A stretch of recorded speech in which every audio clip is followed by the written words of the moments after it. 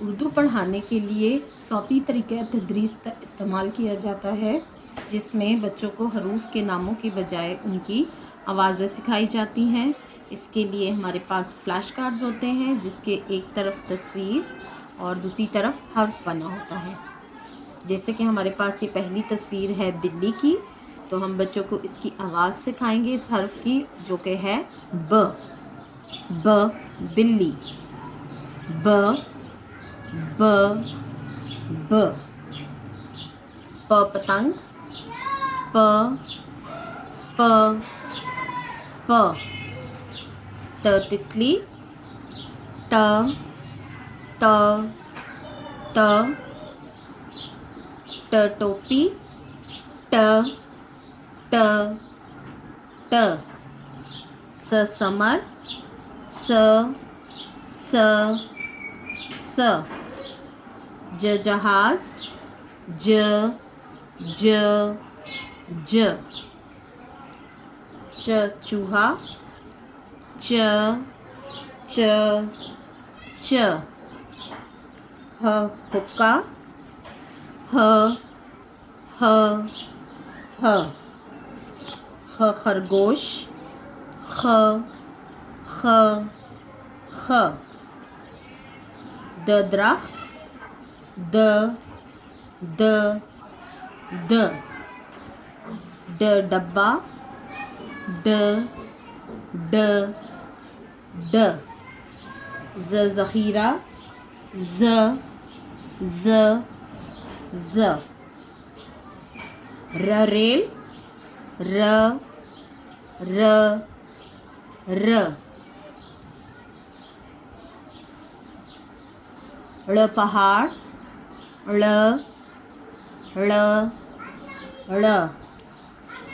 ز زیبرا، ز ز ز۔ ی یالہ باری، ی ی ی۔ س سیب، س س س۔ ش شیر، ش ش ش۔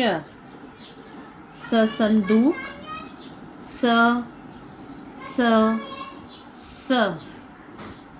ز ضعیف، ز ز ز۔ ت طوطا، ت ت ت۔ ز ظروف، ز ز ز۔ اینا، ا ا ا۔ غ غبارہ، غ غ غ۔ ف فوارہ، ف ف ف۔ ق قینچی، ق ق ق۔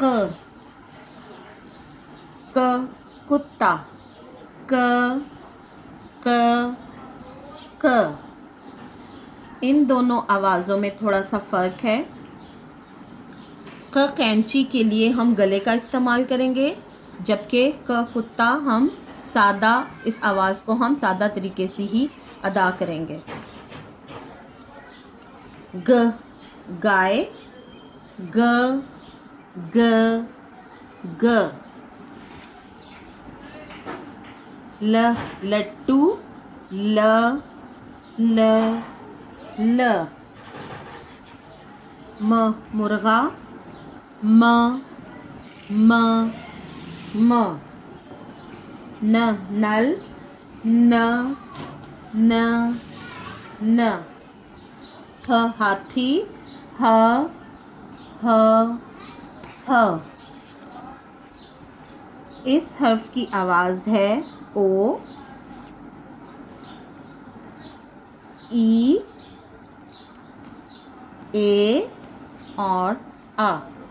یہ ایسے 4 حروف ہیں کہ جن کے ساتھ ہم باقی حروف کو ملا کر 2 حرفی الفاظ کو ترتیب دیتے ہیں۔